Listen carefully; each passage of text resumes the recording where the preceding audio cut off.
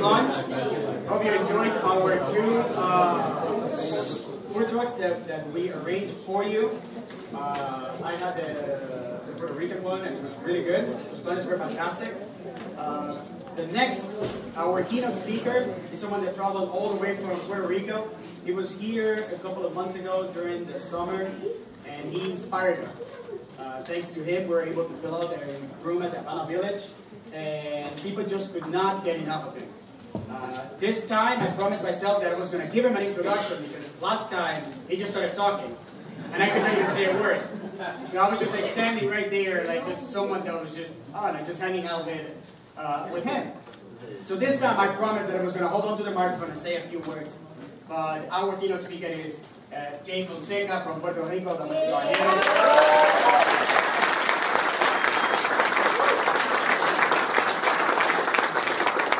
Jay's one of those that has been fighting a good fight. All of the things that we learned on the chat are things that he has been talking about for many, many months. All of the things that are happening with Puerto Rico, and then we learn about it, or it becomes popular, it becomes mainstream, and it becomes viral, are things that he speaks about it on his daily podcast at 7 a.m. So we owe him a lot to him. In the eyes of transparency, we talk about corruption. In the eyes of corruption, transparency is a key to combat. So, ladies and gentlemen, Mr. Jay Fonseca.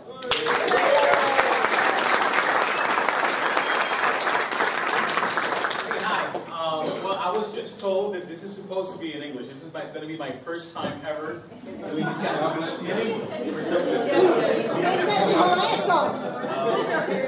He just forced me to. Believe me, I really do it in Spanish. Me dicen que el micrófono está funcionando. El micrófono es gringo. Go Cubs. Go Cubs. National. Okay.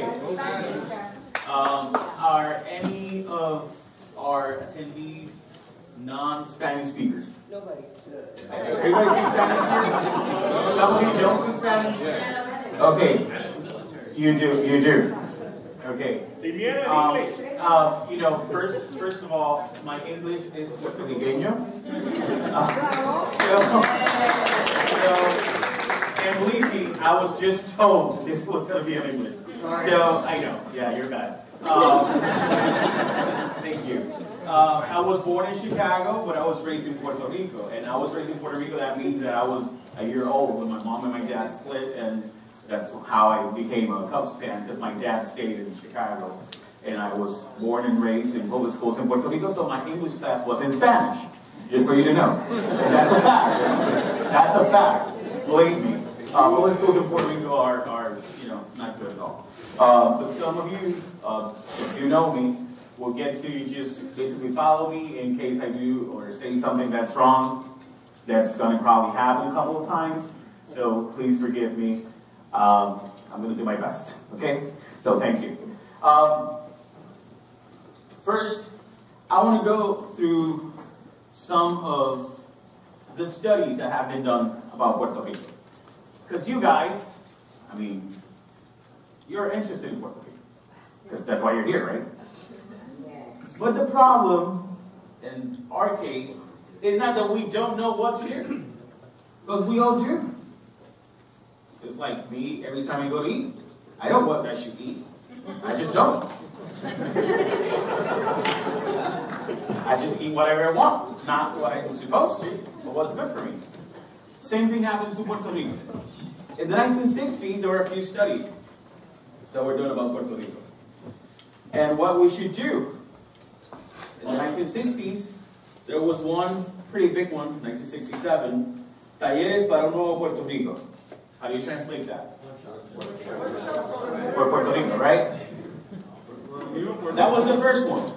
It first stated that you should not use the budget for political purposes.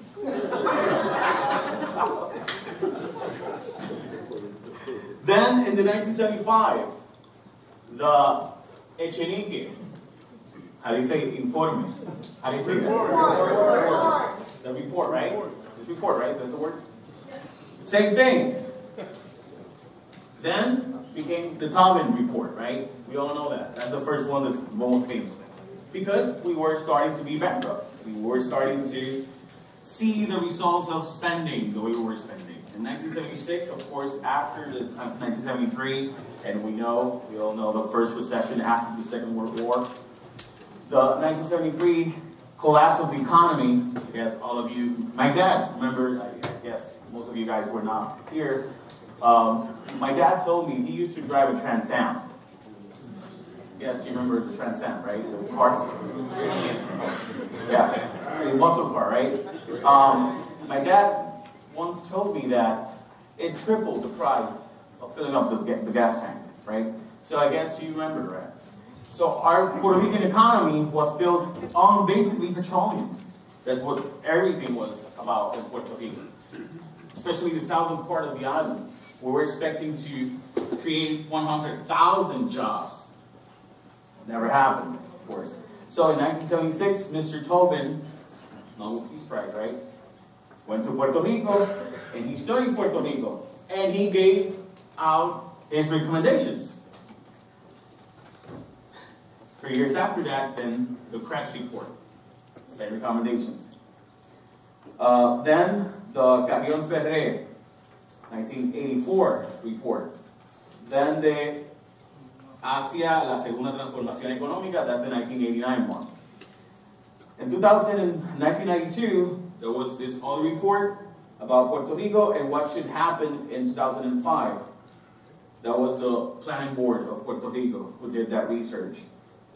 Then in 1994, a nuevo modelo de desarrollo económico, or a new economic development plan that was within few banks of the island. Then the Informe de la Cámara de Comercio, we have the former president of the Chamber of Commerce here, the report of the Chamber of Commerce 1997. Hi, Kenneth. Then in 1999, the economic future of Puerto Rico. Then the CINT roadmap.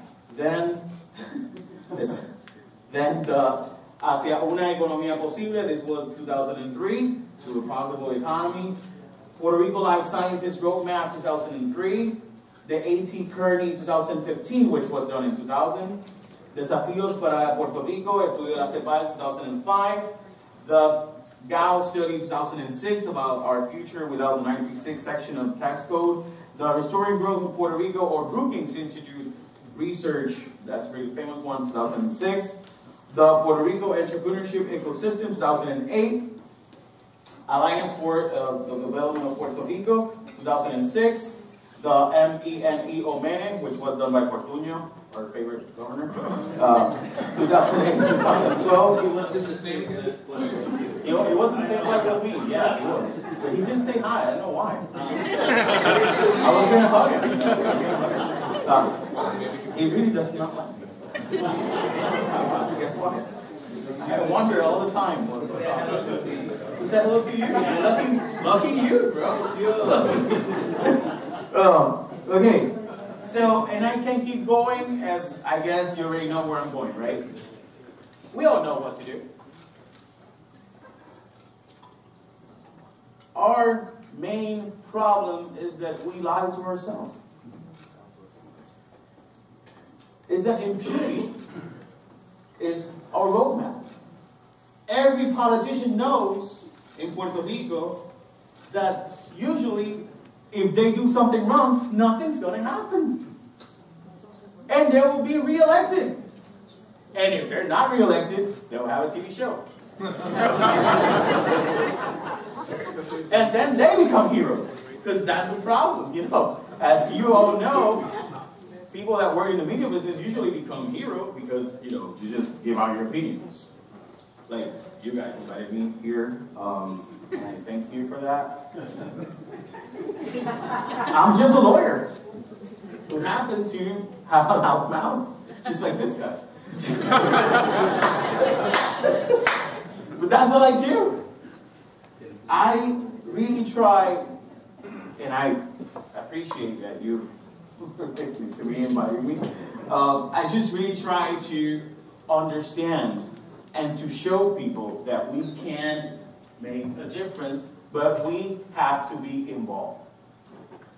And I guess for you non-Spanish speaking people, you already know this. the main problem that we have in Puerto Rico is Netflix. Or Hulu.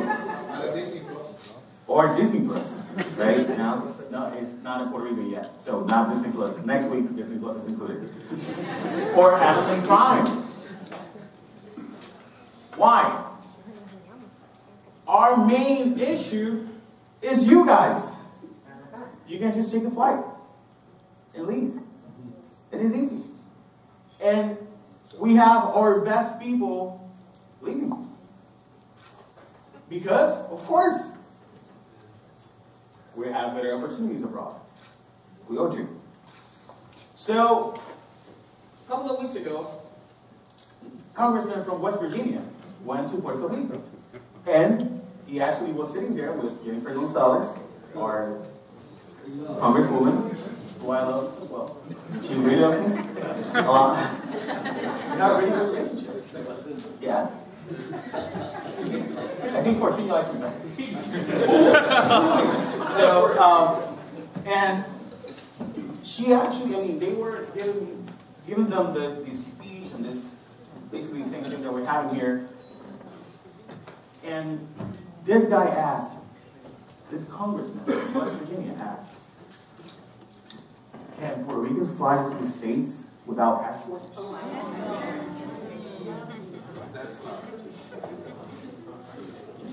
Oh, that's a great question, right? You know what? That's our sales speech to the States. You can come to Puerto Rico without a passport. So we have to pay ads to show and tell people in the States that you can come to Puerto Rico without a passport. I guess is that they don't know it, right? So, to be fair, I don't go to West Virginia a lot. have you ever been? To be fair, I don't know if I can about the issues of West Virginia. But you know it's a state, right? I do. When we moved to, when I moved to Pittsburgh and I was 16, I was the only Puerto Rican in my entire high school, and people asked me that question every day. They would ask me to see my green card, right? But I hit a point where... Come on, you're white and blonde. Imagine if it was me. Well, this is bottom, but yeah. It works. All of them does a great job. They do. But so I'm just saying, I don't really know or concern myself with the issues of the people of West Virginia. Of course you don't. I mean, and I guess you do. I'm sorry, but you do. You know that their problem is the economy, right? They have a problem with them. Yeah, I mean, the coal mining, it's gone. So, you know, and they're not being educated well enough to change that industry from coal to renewable sources. That's a problem. And we're not doing it either in Puerto Rico. But thank you. That's a good point. The issue, he was a congressman. He's not just a regular Joe. And a congressman that's deciding the future of the country should at least know what the country's about, right? I guess it defeats when I tell you that Donald Trump is the president, right? So it defeats that kind of matter. It's a fact, right? So we go back. Impunity in Puerto Rico is one of the main things that's going on. And it goes on and on. And when someone gets caught, like what happened in the Senate, a couple of years ago, these people, they were building in the Senate, and they were, they made this false invoices, and they were paid for $3 million. And the president of the Senate was Fonseca, who's the current president of the Senate, right? So they stole $3 million under his watch, right? So he was supposed to see it. And he saw it. 5 of the 7 people that were charged pled guilty. I guess they pled guilty, so they weren't guilty, right? So, of those 5, 2 became witnesses. And they went to trial as witnesses, right? So they started saying, yeah, we did this, we did that, yada yada.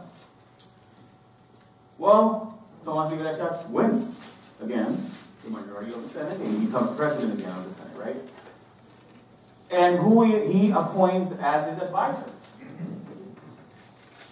the person who was in charge of supervising the construction work that was done under those $3 million that were lost.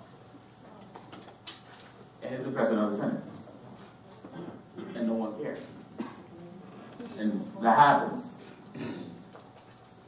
Let me go a little further now. Under his watch again, at least 3 people were convicted of being ghost workers. I guess you know what's ghost worker, right? What's a ghost worker? That's that translation? Yeah. I mean, these people were not working.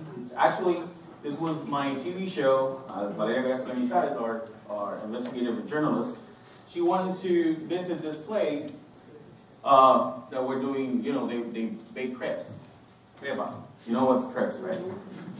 Pretty good food, right? I'm a diabetic, I know how good it is. So she goes there and she interviews this lady who's cooking there. And when she's doing she sees them, you know, doing the cooking, she asks her, who are you? Oh, yeah. Well, she says, my name is Cristal Robles. And, well, we had her name, she was supposed to be working at the Senate. But she was cooking crepes. And when we asked her, I mean, I think she was sincere. She was a sincere person, right? She was honest. She actually told her, I don't know, I work at the Senate. Her husband seems to have put her on that position. He was working in the House, so he could not work in the Senate. So what he did, his wife worked in the Senate, you know, and it works. It does the job. Well, she was not working. She was cooking crepes, which are good. If you go to Macau someday, you should try crepes by us. Very good. They are. The problem is that they are. You see? Very good. I told you. The thing is that these people, and I know I just have 10 more minutes, so I'm going to wrap soon. These people knew that we're not going to get cut. And even if they did, and actually los federales, the FBI, arrested them. You know, they pled guilty. You know how much time they're going to serve behind bars? 0. 0. That was the FBI. 10 months on probation. And if you see the way our government works, even under the federal authorities, usually even the worst kind of corruption just gets 3 to 4 years, 2 to 3 years. It's not even 5 years. To serve more than 5 years, you need to get caught using crack cocaine. And politicians, you know, I guess they know that, so they use crack. They just use cocaine. The crack. That's what I'm looking at, right? Oh, okay. That was me, I know. That was me. I should have not said that. Okay. We're facing now in Puerto Rico 3 cliffs. 3 cliffs. First, we have a pension problem. That's not only a Puerto Rican problem. People are not dying like they used to. That's important. People used to die sooner. So, the U.S., actually The Economist has a special report on that this week. You should read it. It's pretty good. And it's saying that basically every city in the States is having the same issue. And major states are having the same issues. People are not dying the way they used to. Our pension problem in Puerto Rico is so huge that 1 out of every $5 in government pockets go to pay pensions. I guess that means that we don't have much money for other things, right? I guess. The situation at the same time is that people in the diaspora and people in Puerto Rico are saying, don't cut pensions.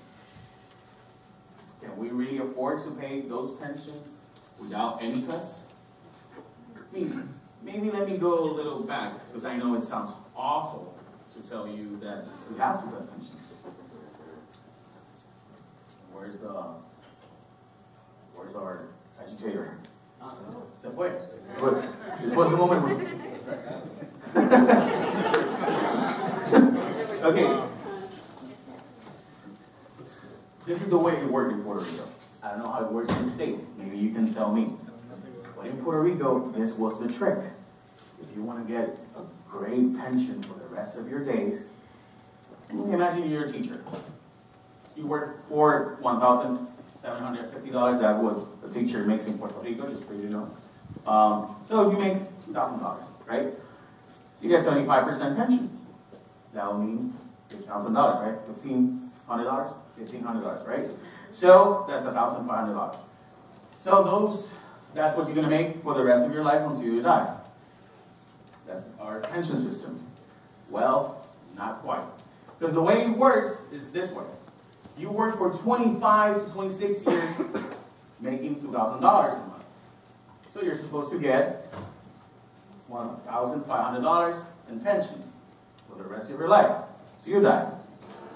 But what really goes on is that you get a politician to talk to you. And you ask a politician to appoint you to a political appointee position. Right? So, even though you earned $2,000 for 26, 27 years of your life, in reality, for 3 years, you need to find a good paying job. Usually, the director of La Región Educativa, the educational region, or what you call the board, right? So you get $5,000 in salary, which means that if you get that kind of job for 3 to 4 years, you get the pension for the rest of your life for $4,000.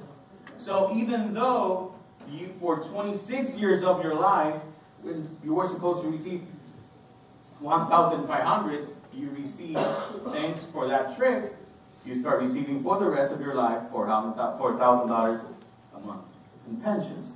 So of course the system is going to get bankrupt, right? But mayors, you have 78 mayors, right? Mayors, if you could get a job as a mayor for 8 years, you can retire for the rest of your days, 75% salary, which means that even if you're 40 years old and you lose your election, doesn't matter, because you get usually $8,000 a month for the rest of your days, because you are retired as a mayor, because you know mayors work so hard and so much that even you're 40 years old, you're retired with that kind of thing. I'm finished. Don't worry. So we have a problem that is a structural problem. Corruption is not just illegal. How can you not tell me that's corrupt to do that kind of trick and get away with it? But you know what? It happens so much. Right now, if you go see the facts, you'll get to know that we have thousands of people. Okay, do you know how many people are political appointees in the federal government? Do you know that number? You know how many people Donald Trump appoints as political appointees to different positions in the federal government? Even it's 4,000. If you include the military, it's 4,000. In Puerto Rico, we have 11,000.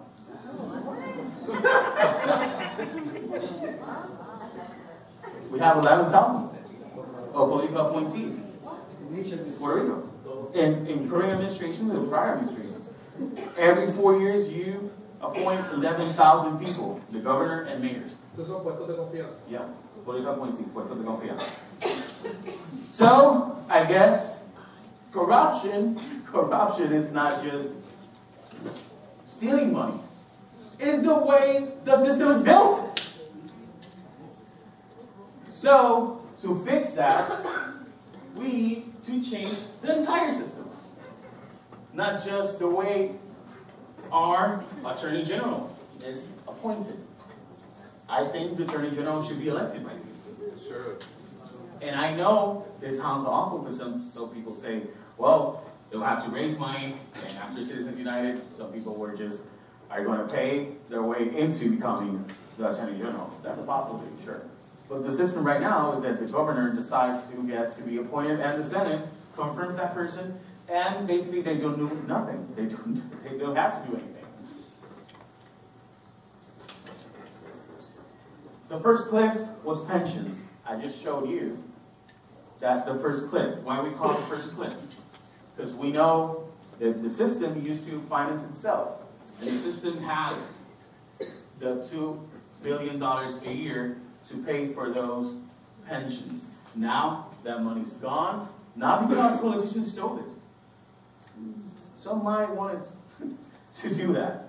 But in reality, the pension system was never funded to last for someone that dies at 90 years old. It was never funded. It never had the funds. It never had. Not even with the money of La Telefónica. Because every time I talk about this, people ask me, oh, Chavo de la Telefónica. We had our phone national system was sold back in 1997. And the money, the profits were supposed to go to pension funds. Yeah, sure. You know how many, it was like $1 billion was deposited on those accounts. You know, that gives you less than a year of funding. It tells you how big the problem is. Okay, so that's the first cliff. We have a cliff because we don't have the money to pay for that. First. Second cliff. Our health system needs $3 billion a year. We only get 370 million per year, guaranteed. So every year we have to ask Congress to give us money to pay for our health system. So poor people they will never get treatment. No, they will never get treatment. Just because we don't have the money. That's the second cliff. So every year we either get federal Congress approval of those $3 billion, or people just don't get treated. I guess Elizabeth Warren has a plan for that, right? I guess you're not a fan. You're not a fan. We need to change our health system. I'm the first one who will tell you that as a diabetic, I need to change my own personal health system. I'm trying to lose weight. And it's really hard. But, I'm not kidding, bro. But let me tell you something. It's even harder to see people that need treatment and will just not get any kind of attention because they don't have insurance. And we're going to get to there in a couple of years. Actually, after March, if Congress does not approve our extension of money or funding, we're not going to be able to provide health care for basically 1.1 million people in Puerto Rico. That's a fact. That's not an opinion. We're a couple of months away.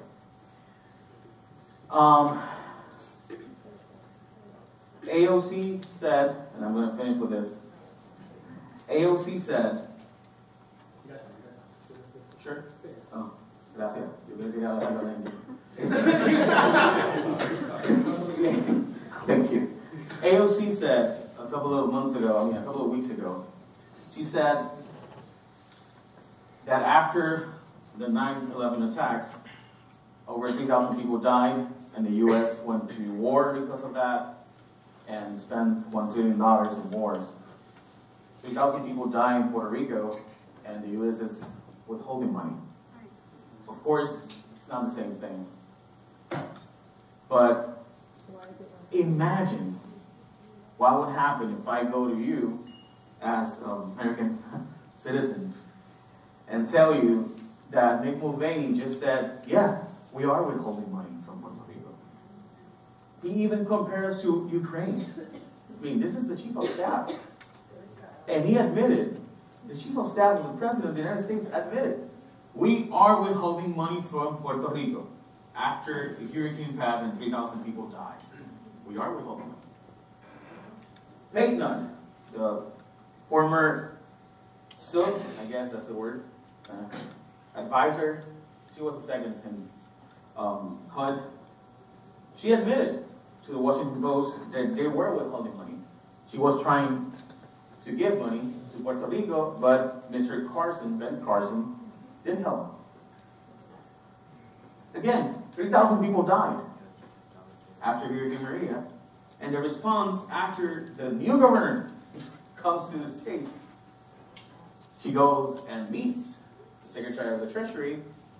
And in that conversation, what comes out is, hey, you have this tax credit, the 154 Puerto Rican credit. Pharmaceutical companies that are in Puerto Rico, that pay taxes in Puerto Rico, they get a credit from the States. So that's $2 billion. So just after being appointed, elected, selected, I don't know, sworn in as governor, Wanda Vasquez comes to the States. And in her first visit, she goes and meets with the Treasury Secretary. And the Secretary tells her, hey, those $2 billion, you start not counting them. Because we're going to withhold them. No more credit for you. Obama started that. Obama told them. I'm sorry? Oh, don't worry. Obama told, yeah, sure. Yeah, sure. Obama told them, told Puerto Rico. 50 years coming to make the transition. They haven't done it. That's true. That's a fact. But I guess after Hurricane Maria, it's not the time to remind you, right? But yeah, sure. And actually, I believe they're right. If you're a state, you cannot do that. Why we give to Puerto Rico, why you don't give to the states? If a state don't get credit, 100% credit, they'll give 80% credit. Why Puerto Rico gets 100% credit? Maybe you just get like the state 80% credit, right? So yeah, you're right.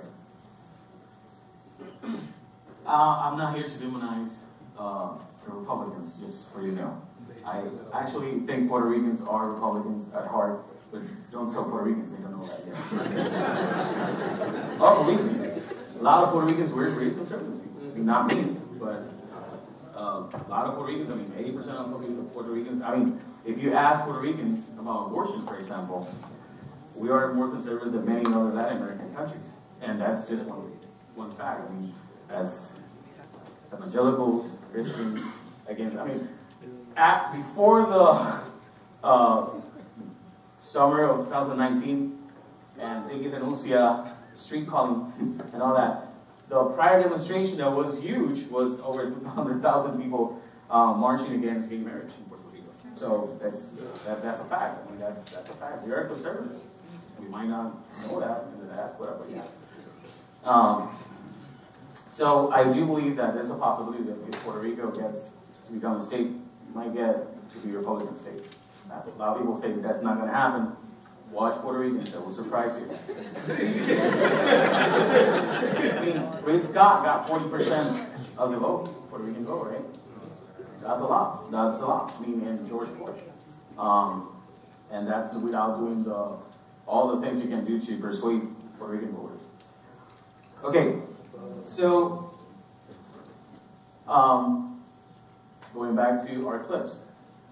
So the governor of Puerto Rico comes to the States, and she was told that she cannot use those, or she cannot count with that credit of $2,000 million or $2 billion.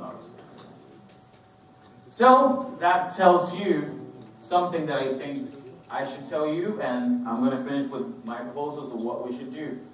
Because if we don't have money for the pension system, if we don't have money for the health care system, if we don't have money to provide basically good university, we're cutting funding in the University of Puerto Rico, what's going to happen? What kind of country we're going to have? So, I'm going to tell you guys what I think we should do. First, we have, and I think in this case, you have, you the diaspora, you people that are here, you have to acknowledge you are all we've got. And I know this sounds cursi or cheesy, but you guys, ustedes son todo lo que tenemos. Mírense al espejo y díganselo. Look into the mirror and tell yourselves. Because that's the power we got. We don't have money. We don't have people. We don't vote for the president. Just ask Fortunia about that. But we got you. You have the Puerto Rican might that works here for me, or the DOD, or the Department of Defense. Same thing, right? Or the, yeah, I guess, yeah, I mean, we have you. And you can be creative, as you did after Hurricane Maria. First, you can give grades, like notas, grades, not gratis, grades. You can give grades, no, you can give grades to the Congress people that are helping Puerto Rico. And because that's easy for people to understand. For example, Chuck Grassley. Mr. Grassley is not helping Puerto Rico. He just sent a letter telling Puerto Rico that he's not going to approve the funding for Medicaid because we're not supervising enough. And we have a fraud problem in Puerto Rico. Which is true. We have a fraud problem. We're not going to lie about that. There's fraud. It's like everywhere in the States, we have fraud. Because when they're humans, they get creative, and yeah, they steal money. But at the same time, he knows we have been implementing a lot of the reforms we've been told and asked to, and he knows that those check and balances are going to take years to be implemented the way he wants it. So, is it really about supervision, or is it about something else? First. Second, we need to target Marco Rubio and Scott. I mean, Nidia Velázquez is doing everything she can. And that's a fact. And I really don't get why the New Progressive Party, El PNP in Puerto Rico, they don't like her because she's not first lady. I don't care. She's the one that's helping Puerto Rico. So we should praise her, even if we disagree on some things. But we should praise Nidia Velázquez. And we should target Marco Rubio and Rick Scott, because everything that happens to Puerto Rico will be decided by them. Because in the Senate right now, in Florida, in the Senate is where we have some kind of power. So if we need something, in those two senators, the decision will be theirs. And we will have to target them to show them that we will punish them if they don't do the right thing for Puerto Rico. Up to now, we're not doing that. We are divided. La diáspora is divided as well. In my opinion, because we all have different perspectives about the status of Puerto Rico. I am the kind of person, and I want Puerto Rico to resolve the status issue. But at the same time, I know I'm not going to be able to fix it. I know if I walk and I have a stone in my shoe, if I cannot take it out, I'll just keep walking. I know someday I'll have to take it out of my shoe, but I should keep walking and fix the other problems that I do have, that I can fix. And I know that other issues are fixable. For example, you in the diaspora can encourage las cooperativas de desarrollo eléctrico like this guy is doing here. We can do that. We can force media and other Congress people to have hearings every time they do some kind of weird stuff in Puerto Rico, like what they're doing now with this agreement with the bondholders of PREPA. We do know that that agreement is not just bad for Puerto Rico, it's just going to punish us for 40 years. It's going to increase our tax, our PREPA or our energy bill in 47%. We need to force, this is the last thing I'm going to say, we need to enforce and to actually ask Congress every time. We have here people that work for the Halva, people that work for the Velasquez, and I know you guys are doing plenty. But we can do more. For example, our banks, how much do they know about what's going on? La auditoría de la deuda. Shouldn't we know how our money was spent, where it went, how? Impunity in Puerto Rico needs to go. And I believe you people, knowing that you are all with God, can be creative in achieving that result. Thank you.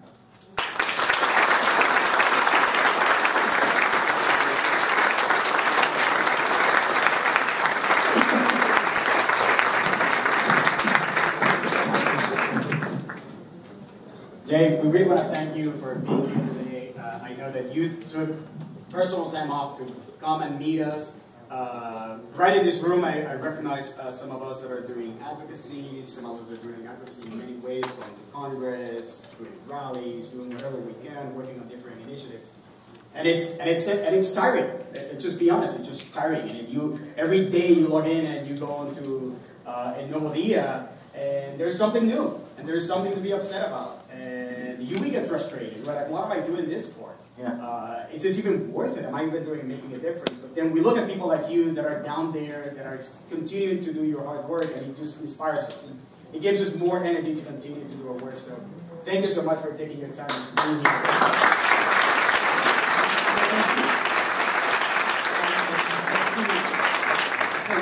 Something else, I believe that we do have solutions. For example, we should implement things like, for example, you guys are no code. I think we should go there. We have to just try to power our economy with those kind of jobs. And there are tools that we can do, and I think we should have that kind of conversation. Economic development needs, we cannot just, we cannot wait for the United States to fix our problems. Because if Trump showed something to us, is that we cannot just count on the federal government to come in and relieve our situation. We need to do it ourselves. Thank you.